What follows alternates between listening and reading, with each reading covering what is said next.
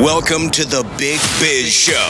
Taking care of business. You want fast-talking, hard-hitting discussions on business and finance? Maybe with a barroom slant and some really salty peanuts? We're not counting calories. We're counting cash. Before we get to the man with the financial plan, meet the money team. Costa, Mary, and Greg. Now Captain Finance himself, Sully.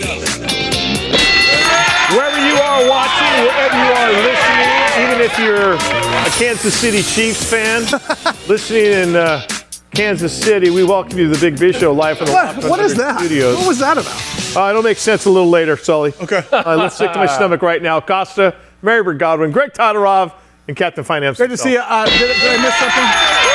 Apparently, one of the guests we're going to have on in studio with us later on is a Kansas City Chiefs fan. They're from Kansas. Steve Phillips? No. From Major League Baseball Network? Shane Schaffer. Oh, Shane, I heard of him. Yeah. And being a Raider fan. I was going to say, you wore your Raider I would like a little heads up. Hey, we're going to have a Chiefs fan in studio. Yeah. I don't ask You mean for much. Taylor the CEO of Cingulate? Yeah, that guy. That guy. Yeah. I love, can I ask you about Raider fans? Can I ask this? No, I've never murdered anybody. NFL, Yes, sir. 22 years old, Las Vegas. What could go wrong? Yeah, lots of money in your pocket from that big contract you just signed. Plenty. Why are you a Raiders fan? My uncle, I grew up with them. Your dead uncle? My uncle, yeah. One more day you would have over it, huh? A late uncle coached with them and won 2 Super Was he like a Bowls with Jim them. Otto 00 George Blanda Raider fan? Or was He was, no, well, he he just He coached with him. He coached with them. He was on coached- the- That's impressive. on the- I was coach- too busy thinking the next thing was going to make funny about it. I missed that part. He was a wide receivers coach under Madden, and then a wide receiver George coach Biletnikoff? He had Fred Biletnikoff Fred Biletnikoff. as a George pupil. Kenny Stabler, Wow. The Snake? the Snake. Daryl LaMonica? LaMonica had retired. Blanda retired the year before they won their first Super Bowl. Yeah, age 44. At age, and Otto had already retired as well. Jim Otto, number 00. Double Center. zero. Center. Such a Center. great number. I'm not even a Raiders fan. I know you're a stupid team. It's good to be loved.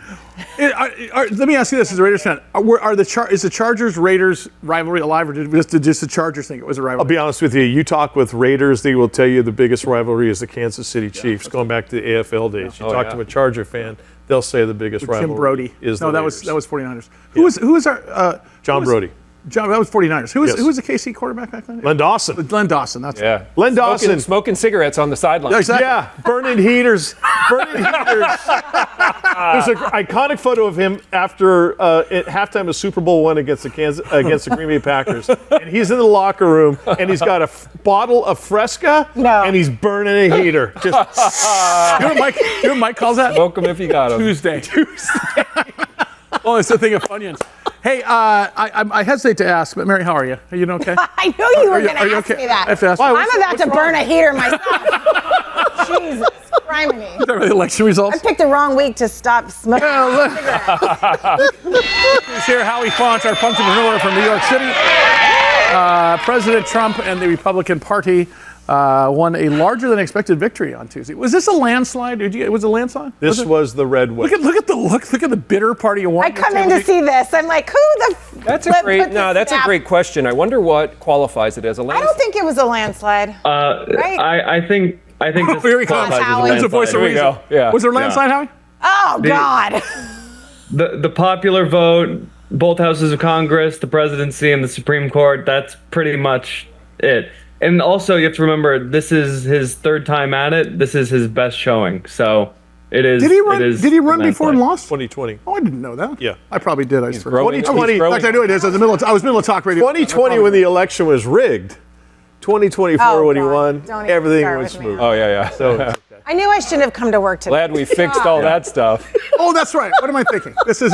That's right. Of course. Hey, can I ask you about Elon Musk and the Department of Government Efficiency? Have you heard of this department? oh yeah. Big Well, fan. I'm going to keep you there for a second because there is no such thing. It is a dichotomy. No one has ever used efficiency and government in the same sentence, yet it is a non-governmental position, but yet is a position to be created for the sole and purpose of watching government spending. Yes. Is Elon Musk the right guy to do that? You think so? I think the Oracle of Omaha, who drives a Ford I agree. pickup with $270 billion, might be the right guy. Yeah. Be Howie. Big Biz Show. See you in a minute.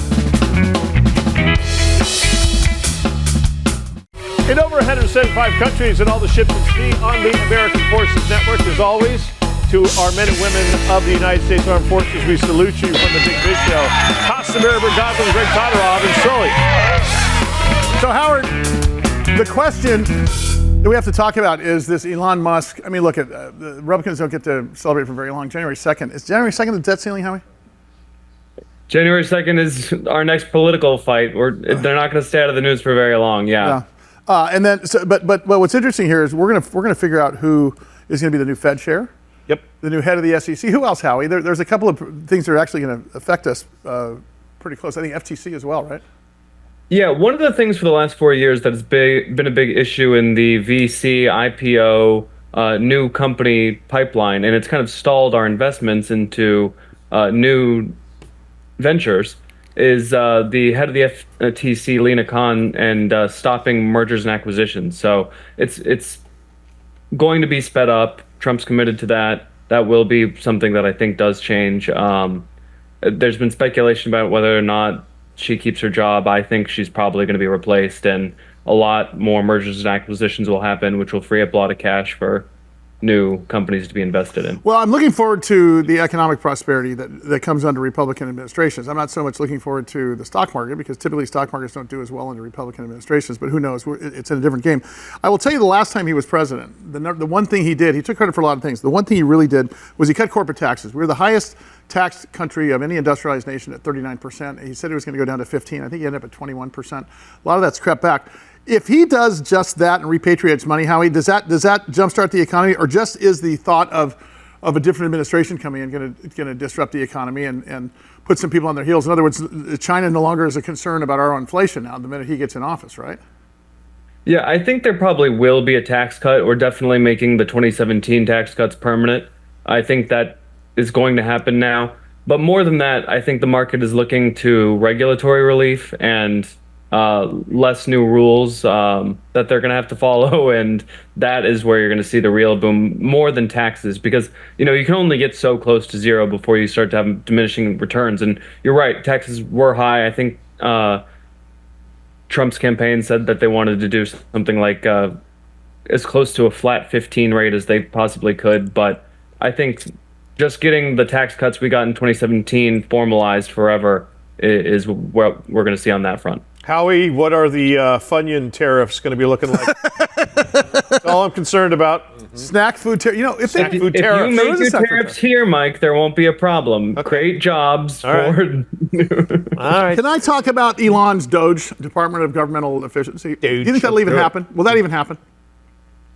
Listen, it's very hard. I mean, that is the entrenched bureaucracy, right? And we're talking about furloughing or putting on severance a lot of government workers. I mean, that's kind of what he's looking at more than Social Security or anything like that, just cutting these government agencies. And actually, as government employees, they have a due process right. So it's going to be interesting to see how much he's able to do. I hope it happens, because we talk about the debt all the time, and unfortunately, this is the only way. But when Elon talks about short-term pain, that's what'll happen. Well, remember, GDP has government spending built into it. Yeah, well, of course. And look, if we see our GDP float back into 3s and 4s again, I mean, you'll see that in Middle America. Do you think, I'm going to ask you this, Mary, do you think people voted in this direction because of their wallets this time? Because I'm sort of surprised. I thought it was going to be closer. I sort of knew in my heart of hearts he was going to win, just because I don't think the Kamala campaign, I mean, she was even equally taunted by Saturday Night Live. I mean, there was some stuff where she just couldn't answer questions, and of course, Donald Trump is an artful negotiator, an artful speaker, and that may be enough for some people, because the days of us getting unvarnished news are over. I mean, when you saw the Challenger disaster, Challenger kills 12. These 3 things could happen, and that was the holy headline. You had to read the whole article. Now it's Trump will be Hitler. That's the article. Kamala dumb as a bag of hair. Now people are just searching on the headlines. They're not going to any more research. Legacy media is toast. So what do you think? Very layered. I think economy is a very big part of it.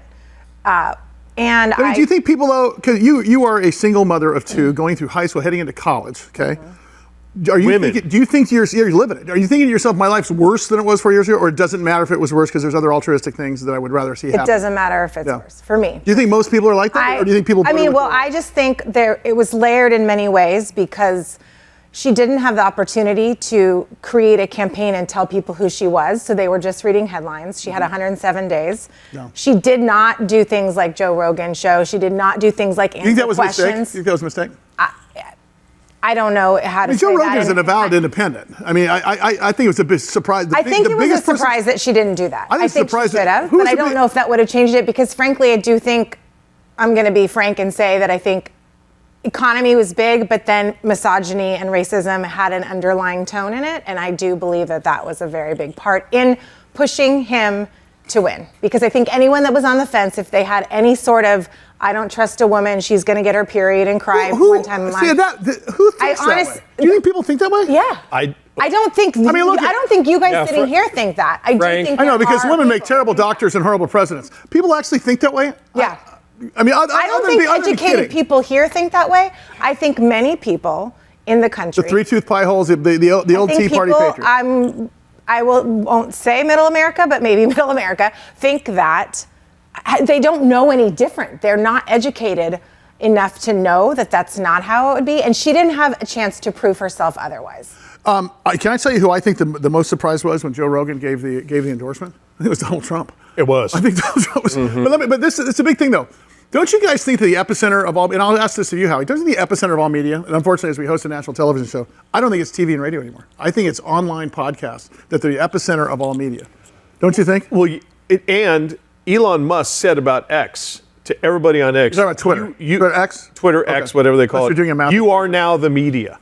Yeah. Because, like I said, the legacies, the CBSs, the NBCs, the ABCs, the whatever. It's not unvarnished. Credibility is gone. I mean, you don't see Edward G. Murrow. You don't see Walter Cronkite. No. You Journalists. see Barbara Walters. Right. You don't see Connie Chung. No, you see opinionated show hosts. Right. Totally. So There's a slant to it. I mean, when you hey Howie, Like you said, Howie, why do you credibility. think? Why do you think this happened? I'm looking, and I will tell you, I'm in the middle of the road in terms of what will happen to the stock market. For the economy, I'm looking forward to because it's been a rough 4 years on a lot of people. But why do you think this happened? Why do you think that a man who's so hated, who's so vilified, so much rancor, kind of a douche, gets the nod again after everything, after being a convicted felon or almost a convicted felon, in terms of everything that happened on January 6th. Why do you think it happened, Howie? Yeah, I think you guys talking about our media diet as a nation is really appropriate. Unlike other countries, we kind of silo ourselves, so we don't have this general reckoning or coming back together of just what a baseline fact is. So we have two sets of facts at a minimum, and the traditional media underestimated the power of these podcasts and everything. I mean, I think Trump did 3 or 4 major podcasts, and that got to almost 200 million views. The Harris campaign didn't do anything like that. Didn't do any kind of reach like that. And I agree with Mary that there are some underlying forces, but I really think there was a perception that economic and personal well-being of the average person was not the first priority for the Democrats in general. And then they didn't do a very good job. I mean, there's a really important aspect to the primaries in honing yourself, getting a good organization developed, and to skip that and just to appoint someone, they had really bad process. And I don't know if that's Democratic insiders' fault or President Biden's fault. There's a lot of things that we're going to have to look at. Another thing, just lastly, is polls are done. We have a new tool. They're legal now. The betting markets were better. They're better predictors. Oh, wait a second. Is that right? So That's interesting. So for Robinhood, you could buy option contracts on who's going to win. Were those more accurate than the polls? Mm-hmm. Yes, and much more digestible. I mean, they predicted all the swing state movements, and it's pretty typical. I mean, people are putting their money on the line, and the smartest arbitrageurs in the game are coming into this space, and they're figuring these things out and parsing the data better than the professional consultants. Out of all the pollsters out there, I think the exit polling shows three individual people nailed the blue wall for Trump. They nailed the landslide as far as the states he would get, and they also nailed him and the Electoral College. Who were the three? I think Robin Hood, DraftKings, and exactly, Right? and you know, the other one. yeah, Joey around the corner. Yeah. No, but and the rest are. There's so many people were so. See, if I were to far bet, I off. don't know that I would have bet on who I was going to vote for. Listen, I woke up on election day thinking she might do this. Well, I think everybody did. Did you? Yeah. Did you? Didn't you? I did. No. There was. I actually. You didn't think at all. You thought I it was wanted- bipolar. What did you think? No way. I wanted that to be. What did you think it was going to happen? No. You didn't. I was very. I know what? wasn't in a good mood all day, but Go ahead. No, it's 2016 all over again. You had a lot of people going, "Oh, I'm voting for Kamala. Heck yeah, it's time First for of all, her change. name It's is time for Kamala. women. Yeah. Can we Hey, by the get way, her I'm name voting right? for Trump. Oh, because people The were leaders, absolutely. All right. Let's just- Hey, listen. What I said? I said Kamala, and that is so. And then earlier you said you wanted to be What do you Frank. mean, Marie? So we got Frank and Kamala. Yeah. Big show. We are live from the Loft 100 studios. Wherever you are watching, wherever you are listening, we always appreciate you being along for this wacky ride we call the Big Biz Show. I'm Costa here at the end of the bar. Mary Bird Godwin right there in that beautiful forest green sweater. Feeling Greg great. Todorov, our executive producer at the end of the bar. And of course, Sully right there. How you doing over there? Shane Schaffer's here, CEO. Is he? Because I can't see him. Cingulate. Is there really? Okay, wait, let me ask this. Raider Black. Yeah. Raider Black. Did KC fans not like Raiders? That's definitely our number one rival.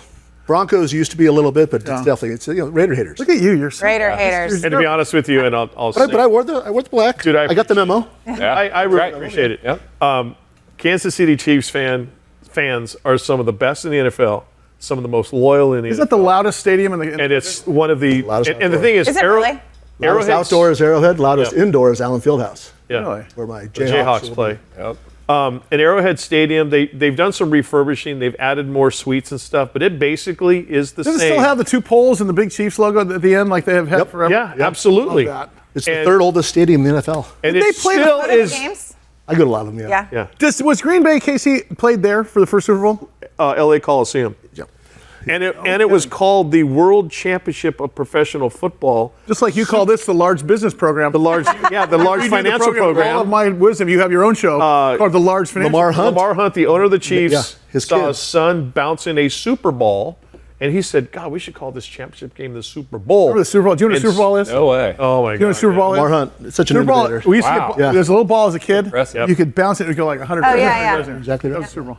And they And sold it it. wasn't until Super Bowl III, Jets beating the Colts with Joe Namath down in Miami, that they started referring to it as Super Bowl. But everybody refers to it as Super Bowl I, Super Bowl II. Shane is here because, of course, I think we got a call from, football, we right? got an email from Let's do it. one of his In shareholders. this correct? Sports Minute, brought to you by. Didn't we have one of his shareholders We contact did. us and say we should interview him? Exactly And right. we're sure glad we did. They were Shane- right. I'll tell you that. Shane Schaffer is the chairman and CEO of Cingulate. They are publicly traded under the stock symbol CING, and it's all about ADHD. But since we picked up even more affiliates since you started with us, I want to talk about the genesis. How does this start with you? Because you're a doctor. In fact, it's Dr. Shane Schaffer, by the way. Yeah, call me Shane. Dr. Schaff. How did this start for you? So for me, I've went to pharmacy school, but I started working at Marion Merrill Dow, which was a pharmaceutical company in Kansas City, while I was still in pharmacy school. I became what they called the no-see student because the job was paying me more just to go work there as an intern than obviously not working at all. But I started to see that by being in the industry, you can actually really impact millions of lives versus one at a time. Both are admirable. I just really fell in love with the pharmaceutical industry. It does so much good for so many people. It's one of the worst public relations entities that exists. People think of pharma as this evil entity, but you look at the millions of lives that impacts from mental health disorders, cardiovascular disorders, orthopedics, just across the board. That's where I just got passionate about it. How did you land in the ADHD space? So I did a postdoc fellowship with Park Davis, which became part of Pfizer, and then a lot of my old PD friends went over to a company called Novartis. And Does one of those make Ritalin? One of those makes Adderall, I'm assuming? you got it. So Shire was the old Adderall household, and then Ciba, which became part of Novartis, is the Ritalin. Now, what are just for the rest of us, what's the difference between the two? So both are stimulants. They're both psychostimulants. They're very, very little difference in terms of what they do at the end of the day. Ritalin's a methylphenidate, amphetamines are your Adderall and Vyvanse products. Both have almost the same exact efficacy. It really comes down to tolerability, onset, duration, things like that. So they're interchangeable almost, right? They're interchangeable almost all the time. A lot of docs will switch between the two. There's some preference with kids, with the methylphenidates and the adults. So stimulus will help people like me and Mike? I'm sorry, I wasn't paying attention. What was that? I mean, so it's a stimulant thing. They are stimulants, which is a misnomer because if you have ADHD, it's not a stimulant. You're already bouncing off the walls. It calms you down. But if you don't have ADHD, and you take one of these products, you're turning into ADHD. Yeah. It's a stimulant. So is this a frontal lobe thing? Is something in your brain? So that's how I came up with the name Cingulate. Okay. So you in your prefrontal cortex, you have an area called your cingulate gyrus, right? Smack dab in the middle is called your anterior cingulate, thus Cingulate Therapeutics. And that's how these drugs affect. Exactly. They work right there, and it's all about executive function. It's about your ability to keep attention, to keep focus, to stop impulsivity. Like if you had a Raiders fan around here, any hyperactivity. I made the band laugh. I like that. But those are the things that actually does control, and it's just about you have too many dopamine receptors, basically sucking up that neurotransmitter. What our drugs do is they basically block the reuptake. So in other words, you get a normal amount of dopamine staying in the synaptic cleft, thereby allowing you to function normally. So didn't you say, weren't you the one that says, do you think everyone has a bit of ADHD, or you thought that I mean, I for sure have it. And I just have a question though because when I was going in with my daughter to get diagnosed, the doctor said something about the difference between ADD and ADHD is there's the hyper, but now they're labeling it all ADHD. Oh, that's right, because it was attention deficit disorder, now it was attention deficit hyperactive disorder. Does it matter, like what you're diagnosed with? DSM-3, DSM-4. DSM is called the Diagnostical Statistical Manual. It's a psychiatrist's manual. They made it more broad.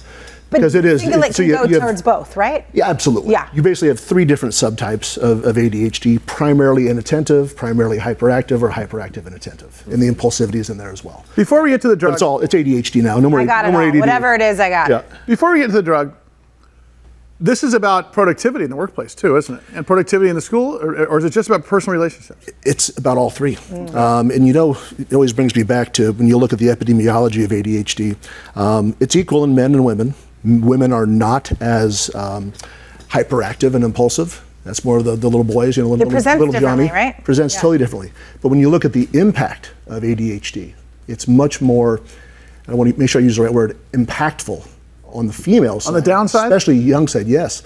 Because women are much more expressive than men, typically.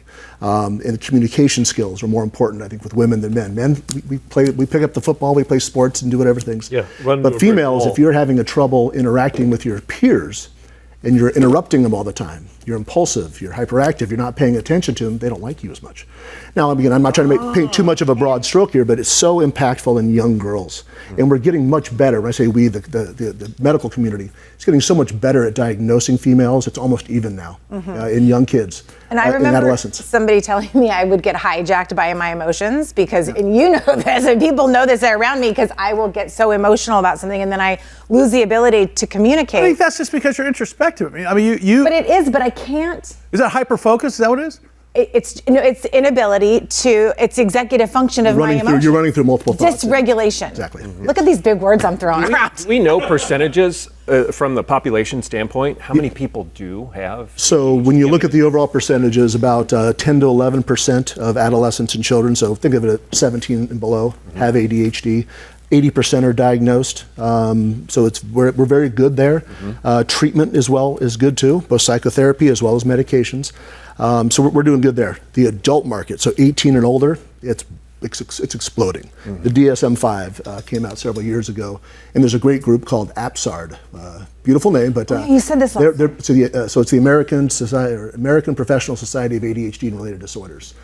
Some great people, Jeff Newcorn, Ann Childress, Greg Mattingly, have been really big people they're looking to help us understand better. Tom Spencer, by the way, that are looking at adults with ADHD. And they're coming out with really the first set of guidelines and treatments on how ADHD should be looked at and viewed in adults.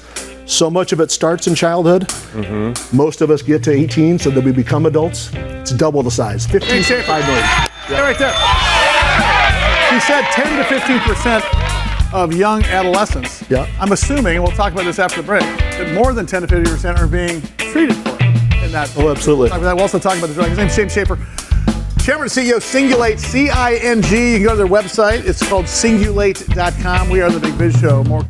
Loft 100 Studios, The Big Biz Show, and our affiliates and our hosts are not registered investment advisors or broker-dealers.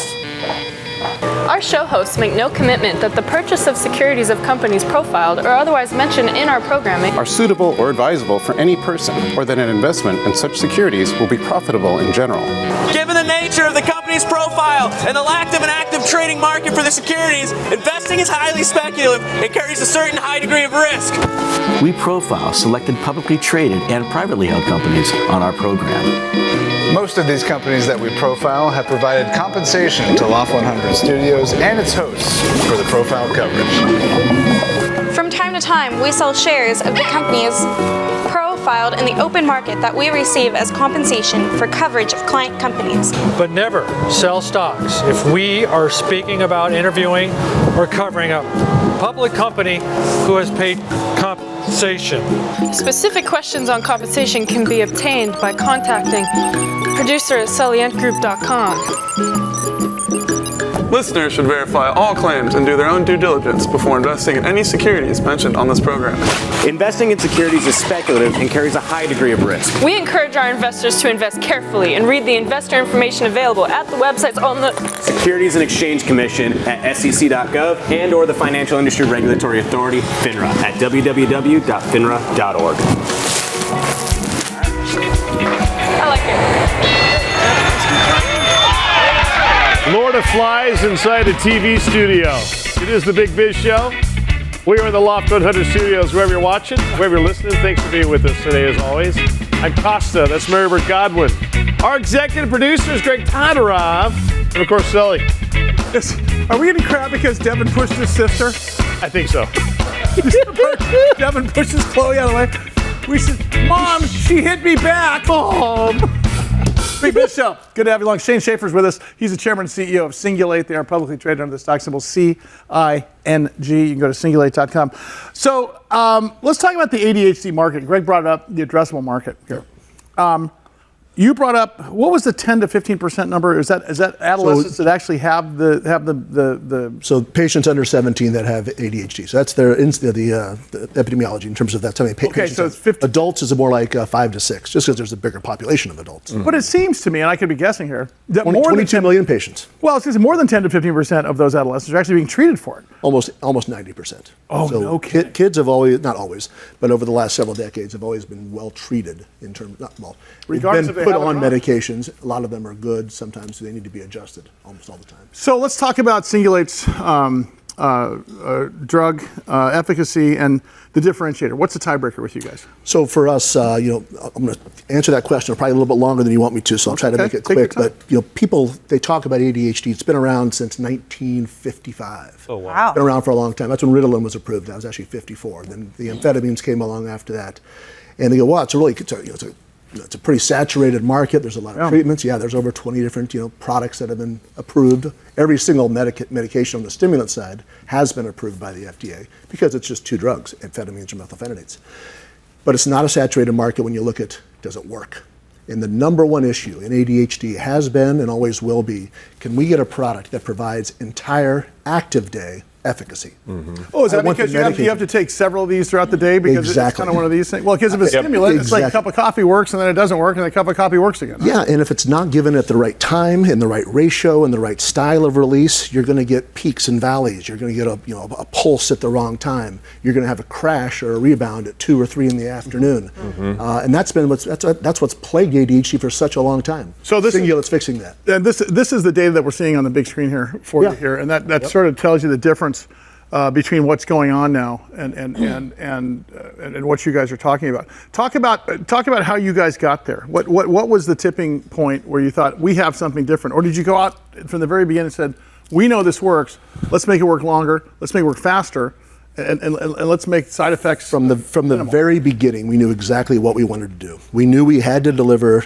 3 doses of a stimulant. So we have 2 different products. 1301s are D-methylphenidate. Right. 1302s are a D-amphetamine product. We knew we had to deliver 3 doses. You don't need 4. 2's not enough. 1's not even in the ballpark. Right. We knew we had to deliver 3. So what we decided to do was, okay, we're going to deliver it right away at time 0, a second dose 3 hours later, and then a final built-in booster, which is the $1 billion difference in our product, at 7 hours after. And this is the PTR you talked about the first week, Precision Time Release. Precision Time Release Drug Delivery Platform. We then went back and we styled the releases from pulse, sustained release, pulse. We gave the right ratio, so 35% up front, 45% in the middle, and then 20% on the back end. So it doesn't affect sleep then, because then you're not trying to go to sleep. Now, every stimulant is going to affect sleep and appetite. It's just the nature of the medication. What we wanted to do was, and we brought in the experts from ADHD. We brought them all into Kansas City. Sorry. And couldn't do it in Oakland because they couldn't find enough smart people in Oakland. There are plenty of hotels though, but they'd all been shot. Sorry to our Oakland affiliate. I'm sorry. Yeah, no, exactly. But so we brought in all the experts, and they came in and they said, "Look, here's how you build the best stimulant in the marketplace," and that's what we did. We now have 9 studies that we've conducted. So is this one pill that has 3 layers? Let me show you. Okay. So basically, what you got is. And Shane, you patented this technology. Absolutely, absolutely. So it starts with the erosion barrier technology is patented through. Erosion because of your digestive system is eroding that pill. And what's so cool about it is it just takes motility. And if you need a heartbeat for this thing to work on the precise time. Okay. If you don't have a heartbeat, you have other issues. ADHD is not the most important. No. Yeah. This is all a patient takes. You can go and pass her in there. That's it. I know. Inside that. And So that's the size of a Bayer aspirin. Yeah. It's super small. And you take it in the morning on an empty stomach with whatever. With food, water. without food. Okay. That's what the data has shown so far. I got to also stress, look, I mean, forward-looking statements. I saw that nice video. But also, we're not approved yet. So we'll work with the FDA. Well, and we'll talk about where you are in that. This is this is the video here, or the graphic here. Yeah, there you go. Talking about. So the first drug release is on the outside. Right on top. So within 5 minutes, you're getting a blood level. Within 30 minutes, we have efficacy. Okay. So super fast. And then the second dose, Mike has right there, is sitting right on top. I saw on that graphic that it was like 30 minutes plus for some of the other drugs. So like Vyvanse, I know a lot of patients take Vyvanse. Yeah. Vyvanse has an hour and a half to 2 hours to reach its full efficacy. Seriously. Adderall XR can take an hour and a half to 2 hours. These Concerta can take a long time. Jeez. These are good medications. I'm not knocking them. They solved a problem about having to take a second dose in the late morning, but they didn't solve the entire active day. No product does that. This is not a saturated market. So you have a first release, followed by a second release. That's the last guy. And then you have a third release. If he gets back to me, I'll be impressed. I drop it. So you actually made, and that's the size of it. That's the size of the aspirin that the daily aspirin. That's even smaller than a baby aspirin. Yeah, baby aspirin. You've made like an ADHD everlasting gobstopper. You know about it? What's this little? That's in the middle of this. So real quick. All you take is this. That's inside this. This is inside this. What is the first release versus second? So what does the first release do? What does the second release do? What does the third release do? So all three act the same. They're all the same medication. D-methylphenidate, the cleanest, purest form of Ritalin. So D, it's called Focalin. Does the same thing. But since we're now delivering it at the right time in the right manner, pulse, sustained release pulse, in the right ratio, what a patient is now going to receive is something they've never gotten before, an entire active day. And we're not going to talk about hours. This drug lasts 27 hours or 12 hours or 2 hours or whatever. What do you care about? What hour of the day are you in right now? Yeah. No idea. Yeah. How's your day going? Right. That's what we care about. And that's what our product has been demonstrating. We had the highest effect size, which is it's a statistical method, where we looked at it. We have almost 4 to 5 times greater effect size than a product that made $5 billion a year in Vyvanse. Great drug. Our product is looking better. Now we're going to have to obviously get all that approved by the FDA, but at the end of the day, every doctor understands exactly what we do. It's the same medications they've been using for 80 years, and now we're finally delivering it, styling it, and ratioing it at the right time. So as much as you can tell us as a CEO of a company, where are we at in that arc of that story with the FDA? So very good news. We are preparing the new drug application right now. We'll be having our pre-NDA new drug application meeting with the FDA. Alphabet soup here. So we'll be having that meeting in the late February, March timeframe, and we are on target to submit that NDA in the mid part of next year. Now, when that happens, everything is funded. We're funded to get there. We're funded through NDA submission. We just released our earnings yesterday, or actually, this morning. And it was just a great, great day for the company. So my question for you is, once you go down the road with the FDA, okay, when do the black helicopters from the Ritalin company and the Adderall company show up? Because you are a disruptor here, and I'm serious about that. We're a game changer. We're revolutionizing the way ADHD will be treated. We've even talked to the managed care companies, and they're like, this is the most valuable product we've ever seen in ADHD. Mike, they're all, so to answer your question, Sully, they're all gone. Takeda is no longer in ADHD. I mean, they have Mideas, but they're not playing anymore. Adderall is generic, Vyvanse is generic.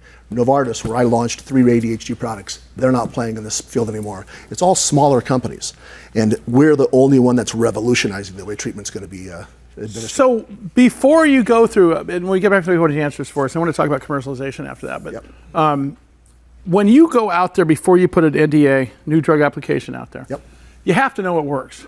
How do you know it works? What do you test on? Can you test on people in the beginning? You test on yourselves? Do you test on animals? I mean, how do you? It depends on what type of product you're developing. In our case, again, this is a drug that's super well known, super safe, super effective. Right. So we wanted to show that efficacy. That's why we did an adult study. That's why we did 2 studies in pediatrics and adolescents, because we wanted to show FDA and physicians and practitioners how this drug works differently. So phase 3 studies is the short answer. Are you excited? This is I'm very excited. Really? Huge. Yeah. Oh yeah. Patients and physicians are thrilled. They can't wait to get a hold of this. Yeah. It's Mary's like, hey, exciting. how about something? I know. I'm like, hey. We'll talk about compassionate care. We'll talk about compassionate care if there's such a thing in this now. We'll talk about commercialization. His name is Shane Schaffer, Chairman and CEO of Cingulate, C-I-N-G. We are live at the Loft 100 Studios. It is the Big Biz Show. Thanks, everybody, for being with us as we continue on a very fun day on Costa. The lady right there in the middle is Mary Burt Godwin. Greg Todorov is our executive producer. Captain Finance himself, Sully. Of course, got Shane Schaffer in studio. Shane is the chairman and CEO of Cingulate, a publicly traded company under the stock symbol CING, Cingulate.com. Of course, we're brought to you by Prudential. Come on, need some music for the sponsors, boys. Let Prudential be your rock for retirement. Also brought to you by Bayer Advanced. Better science, better results. No, Mike. I know. Sprinkle on your Wheaties. It's fertilizer. I learned the hard way. Starbucks Coffee is a sponsor. You've heard from them. I'm hopped up on it right now. Bloomin' Brands, their fine family restaurants with authentic Australian food, including bloomin' onions. They're growing on the sides of the road all the way down to Perth. Of course, Taylor guitars. None of the people on stage are playing one. Excellent. Big biz.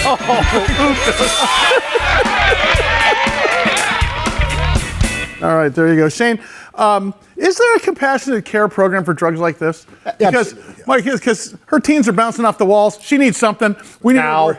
But honestly, is there compassionate care for something like that? So until the product's approved, we can't give it away. Okay. So number one, these are stimulant medications which are classified by the DEA. They're narcotics, right? Schedule 2 medications, yeah. Have you ever, did you say you had ADHD or you're suspecting one of your girls does? I know my daughter does. She is on medication for it, and I have to go with my ID. It's very challenging to. You get the pink slip versus the blue slip versus the white slip or whatever, right? It's challenging, yes. And then I know that I'm self-diagnosed basically through all of my research, through talking to doctors. But it's challenging because one of the doctors I talked to was trying to ask me about my childhood, and I didn't present as a child, a little boy bouncing off the walls when I was young. So you're a little girl bouncing off the walls. Yeah, and I was just, emotionally dysregulated, all the different things. Yep. Anyway, I have yet to, though, go through there's a lot of hoops and or things you need to do to actually get the medication. Why, because they think you're going to abuse it or something? Yeah, is that what it is? I think so. There's a risk of it, especially with the short-actings. I mean, that's the abused medications are your short-acting Adderall, your short-acting Ritalin. When you look at the extended-release products like Vyvanse, like our product, those are really hard to abuse. If you try to abuse our product, you'll do it once, and you'll be like, this wasn't worth it. Yeah. So that is an issue. But more importantly, too, is you do have to go through a very specific set of criteria to make sure you have ADHD and not something else. Mm-hmm. There's a lot of comorbidities in psychiatric care, but you do go through it. There's different scales. A psychiatrist, neurologist, they're the best poised to deliver that. And then you have your pediatricians that can be very good as well. But you definitely want to go through a process. You don't want to just get sent the medication. Right. Shane, it's very genetic, by the way. It's very genetic. Yeah. It's 100% genetic. Yeah. You get young kids like with childhood asthma. As they get older, they outgrow it. Yep. Okay. Can adult not present ADHD as a kid, but then 18, 19, 20 suddenly have ADHD? The odds are they had it. Well, they had it their whole life. So they just didn't. It wasn't diagnosed. Okay. Then you have to ask yourself the question: is it impacting my life? Okay. double the already high rate of divorce, double the amount of incarcerations, 60% lower average of keeping your job. And addiction is Double, my thing, I was going to ask you doubling addiction. the car accidents. Because I'm in recovery, so I was I am an alcoholic. I drank addictively for many years. But wait a second, but if and it's you self-treated, related, right? You self-treated, right? Yeah. But wouldn't someone with ADHD lean towards a stimulant, like try to get speed or whatever, meth or whatever? The number one typically in the self-medication is nicotine or marijuana. Oh, no kidding. And it's not the right treatment, but those are the things. I mean, you'd think that if you had ADHD, if you want to feel better, and alcohol you'd go towards a stimulant, right? Yeah. You'd go towards meth or whatever. readily available. It's an immediate fix of something. Of something. So it's fixing the whatever, taking something to, Okay, two things. The risk-averse model in biopharma has typically been, big company comes in, buys you guys, or buys this medication. Buys the asset, we license Go and they got their pretty girls and pretty guys with the little suitcases. They walk in the doctor's office. They're trying to sell the thing, right? Right. Do you guys plan on taking this all the way going yourself, or is there a partnership afoot that you can talk about, or is that the intention? So we've already signed a commercialization agreement with a company called Indogene. They're a public company out of India, but they're based in Princeton, New Jersey. They are the preeminent best go-to-market, GTM, go-to-market company. They have everything built from Salesforce, medical liaisons, pharmacovigilance, medical affairs, MedInfo, market access. It's all built at Indogene. What we do is we bolt onto it. And it cost me the amount of ink in a pen. We would then pay on a fee-for-service basis to do that. We are still entertaining and talking to other small to mid-sized pharma companies to potentially co-promote the asset or license the product entirely.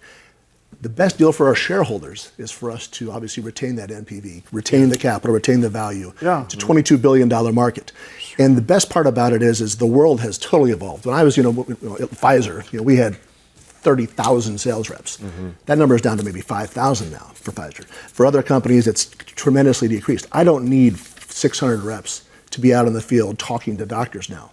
What we need to do is do it more effectively. We use omni-channel marketing, digital marketing. I was going to say, because we of do have technology, Salesforce. You can reach these people and totally. It uses AI and machine learning in the right way. So we know that when, Dr. Sully, when do you want to be communicated with? Maybe it's at 7 a.m. Maybe it's after work on my iPhone or my iPad. What sequencing of messaging do I want? I want to know about market access. Number one, is this drug covered? Then I want to know about safety. Then I want to know about your efficacy, or reverse that. That's what AI has done for us. It allows us that insight to say, Dr. Greg, so it's an efficient. Here's how I'm delivering the message to you. And Mary wants it differently, and you want it differently too, so that we can optimize that, make it most effective, highest ROI, and we keep the NPV. Now, do you focus on the States first, or do you say this is a worldwide? Well, yeah, wait a second. Let me ask you a question, because you brought up three things. You brought up India as a commercialization partner. You brought up $22 billion, and you said the world. To his point, is that market size? Is that a world market or is that an American market? That's U.S. only. Yeah. That's U.S. only. And the market is growing at about 10 to 14%. So continue the question. Yeah. So continue. Where do you start? You start at the States, obviously. You 100% start in the U.S. Yeah. There are we have really good discussions with a company in the U.K. That'll be our entryway into the European Union. We have conversations in Australia, Israel, Asian markets, the Koreas, South America. Those will be other focuses.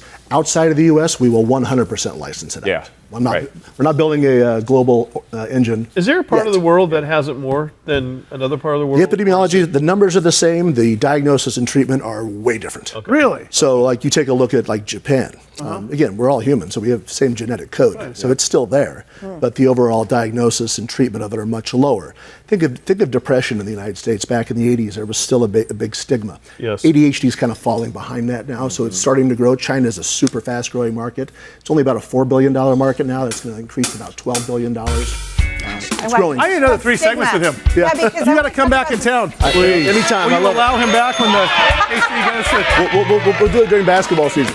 That works. Oh, let's do it. There you go, brother. Has KC played the Raiders yet in Vegas? They've already played. Yeah. Beat them.